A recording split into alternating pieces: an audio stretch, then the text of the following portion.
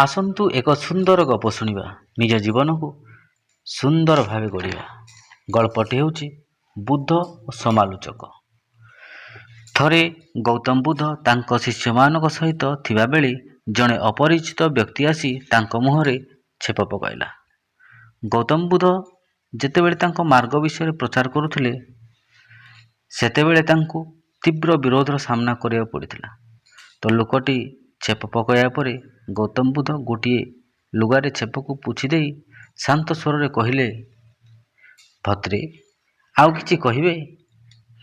ଏ ଘଟଣାରେ ବୁଦ୍ଧଙ୍କ ପରମ ଶିଷ୍ୟ ଆନନ୍ଦ ଆଉ କ୍ରୋଧ ସମ୍ଭାଳି ନ ପାରି କହି ପକାଇଲେ, ତଥାଗତ, ସେ ଆପଣଙ୍କ ଉପରେ ଛେପ ପକାଇଲା, ଆପଣ ତାକୁ ଆଉ କ'ଣ କହିବ ବୋଲି ପଚାରୁଛନ୍ତି କେମିତି? ଆଉ ସହି ହେବ ନାହିଁ। ଆମକୁ ଏଭଳି ଆଚରଣର ପ୍ରତିବାଦ କରିବାକୁ ହେବ। ବୁଦ୍ଧ ଶାନ୍ତ ଭାବେ କହିଲେ, ଆନନ୍ଦ, ସେ କେବଳ ଛେପ ପକାଇ ନାହାନ୍ତି, ତା ଦ୍ୱାରା ସେ ନିଜ କଥାଟି ମଧ୍ୟ କହିଦେଇଛନ୍ତି। ବେଳେବେଳେ ଆମ ଭାବ ବ୍ୟକ୍ତ କରିବା ଲାଗି ଭାଷା ଉଣା ପଡ଼େ।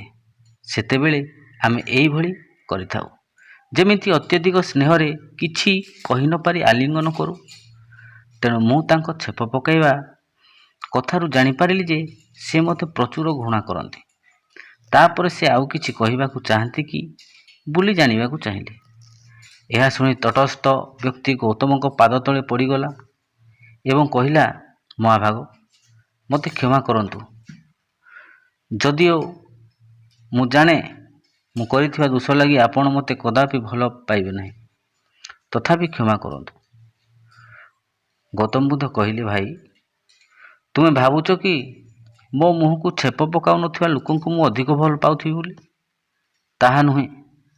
ତୁମେ ଛେପ ପକାଉଛ କି ନାହିଁ ତାହା ମୋ ପାଇଁ ମୂଲ୍ୟହୀନ, କାରଣ ମୁଁ କେବଳ ଭଲ ପାଇ ଜାଣେ ଓ ସମସ୍ତଙ୍କୁ କେବଳ ଭଲ ହିଁ ପାଏ। ଆଜିର ଅନୁଚିନ୍ତା। ଈଶ୍ୱର ନିଜ ରୂପରେ ନୁହେଁ, ନିଜ କାର୍ଯ୍ୟରେ ତାଙ୍କ ଅସ୍ତିତ୍ୱର ସୂଚନା ଦିଅନ୍ତି। ଈଶ୍ୱର ନିଜ ରୂପରେ ନୁହେଁ, ନିଜ କାର୍ଯ୍ୟରେ ତାଙ୍କ ଅସ୍ତିତ୍ୱର ସୂଚନା ଦିଅନ୍ତି।